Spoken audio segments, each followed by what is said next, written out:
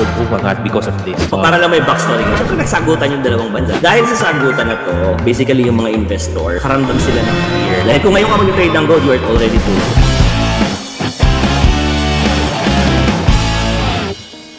For the sake of ng mga bago nanonood in relation to gold, my question to you is, bakit si gold umangat because of this? Para lang may backstory. Siyempre nagsagutan yung dalawang bansa. So nakipagsagutan si China, si Japan, si Canada. Dahil sa sagutan na to, basically yung mga investor, karamdam sila ng fear. When you say fear, siyempre karamihan ng investor sa atin, they invest stock market, global stock market. So they invest in companies sa US, sa Canada, sa Japan, sa Mexico. Pag may mga bansa kasi na nag-aaway, ayaw natin yan. Bakit? Kasi imagine, pag nag-aaway sila, affected yung mga local companies. Affected yung mga companies sa US, company sa Canada. Our investor will feel fear. They will start selling yung kanilang investment. Kesa malugi, kesa bumagsak yung value niyan, bumagsak yung kinikita nila, i-withdraw nila. That's why stock market go down. Bumagsak yung stock market during that time. Tapos, ang ginawa nila, people try to buy gold. Bakit? Kasi gold is a safe haven. Technically, ang gold hindi basta-basta nagde-depreciate yung value. So, people tend to hedge their investment. Pag bumibili sila ng gold, invest sila sa gold. Nung medyo umiinit yung usapan tungkol sa tariff, yung bangayan ng mga bansa, they withdraw their asset, they withdraw their stock investment, and then they